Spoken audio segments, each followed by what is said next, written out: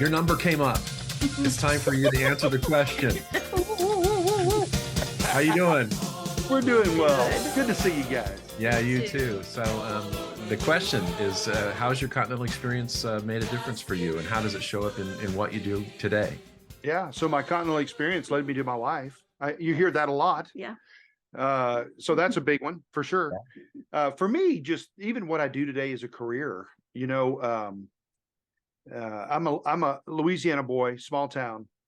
Who would ever thought, right? So, I mean, join Continentals, land in LA. My dad thought I was crazy. And that first summer just changed my life, radically changed my life, and changed the trajectory of my life. And so you fast forward, what's now almost 30 years, maybe over 30 years. Yeah. And I told Ryan Kelly recently, I said, you know what I'm doing right now? I'm doing Continental Singers for adults. I just don't sing.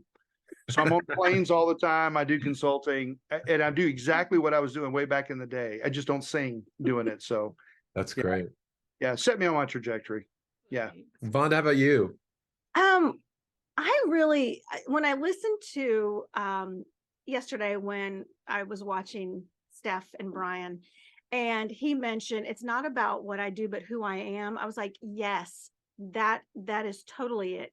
Because Continentals taught me, I mean, I grew up singing about God, and it turned it from singing about him to singing to him.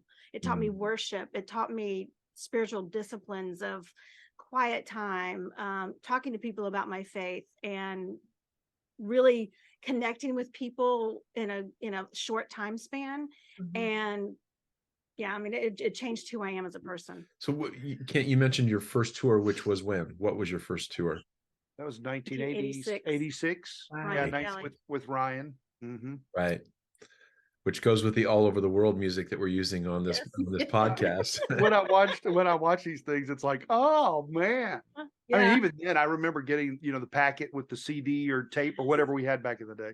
Yeah. And just going, man, we're going to get to do this. We're going to get to do this. And even now I hear it and go, that was really good. It was just good. It really was. It was a great record and a great program. What are some of the takeaways that memories that you have of that experience? Well, there's a lot. In fact, we were laughing before we logged on. Recently, so we adopted two boys late in life. All right. So at 40, we had two newborns. And yeah, exactly. Welcome to our life. Juniors in high school now. Yeah. So yeah, they're 17 years old. And the other night we were just, after we kind of went back and forth about my numbers up and it's time to talk here. They were asking questions. It's a whole lifetime ago for them. And I started sharing and they were like, really? Really? And so we were laughing when we logged on. So here's some highlights. Got kicked off the White House lawn. Mm-hmm. Got an apology letter about that from George Bush. Yep. 2 days before we flew to Yugoslavia, Civil War broke out. That's right. And we had to maneuver all over the world for that. We were in Northern Ireland during the Troubles and had a bombing or a shooting of a policeman where our bus was parked. And so we were locked out of a parking lot and stood on a main street of Belfast, Northern Ireland, while a gun helicopter flew down the street. Now, hold on a second. You got to tell us what happened on the ellipse at the White House. Tell us that story. Yeah. So in 1991, how I remember that year, I don't know. 1991 tour, one of our dates was we were to play at the White House in the area where people that were going on tours were waiting. And so we got there, we did all our setup, did our sound check. Everything was great. We start singing. We got one song in, and the security came up to us and stopped everything and said, hey, listen, you can't sing about Jesus here. And I'm like, well, that's who we are. We can't not sing about Jesus here.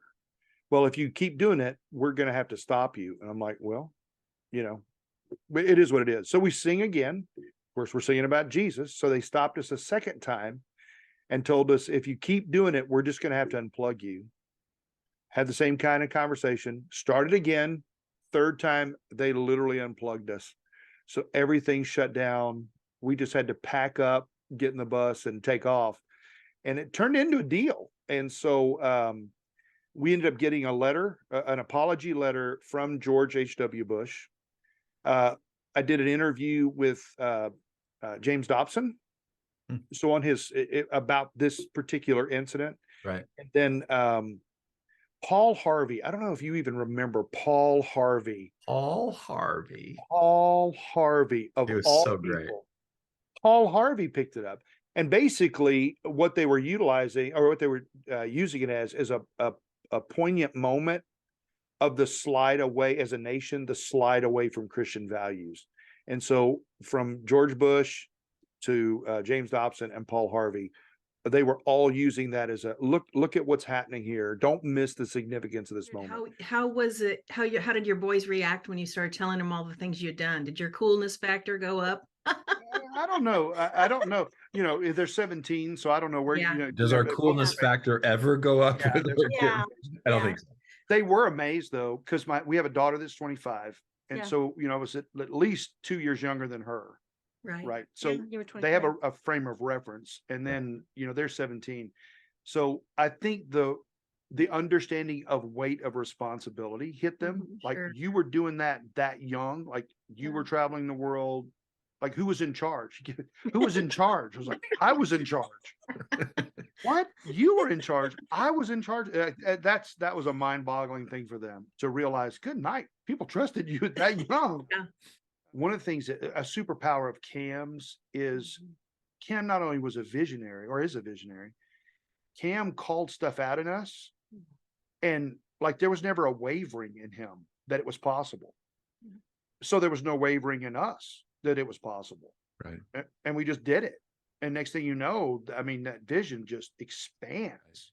And I've made job changes, not career changes, but job changes over the course of this ministry career, simply because I need that type of leadership. And he set the tone. If he wouldn't have been in my life in the day, I wouldn't even known. It's one of those, you don't know what you don't know. Mhm. But he unlocked something, I think, for all of us, that has turned into this we can do anything. Like if he can dream that, and we can come from nothing and participate in that, this is a big deal. And man, it just, global vision, big idea of church, what could be in worship, even though we were doing that and nobody was doing that stuff in the local church at the time. Yep. That's the norm. And I think that he was part of that. I think his vision was part of what's happening in the worship world today. Even to today. I mean, there are people globally right now having that same experience from little places that, if we weren't there, would have never experienced this stuff. Right. Yeah. It is all because of a dream way back in the day that, like, why would we even wonder if this is possible? Of course it's possible. And here we all are today, just in this wake of one man's dream of what could be. It's just really amazing. I don't care what else we talk about, but that's going to be the end of the video right there. So good. I feel like taking an offering right now. That is so good. Have you ever wished you could gift your life-changing Continental experience to someone else? Well, you can. Your monthly giving can make a huge impact for our teams all over the world. Did you know that this year, we'll have more than 20 Continental groups on the road, communicating in 7 different languages? The Continental story goes on, so keep writing your part of it by being on our support team. And our groups will say thank you in 7 different languages.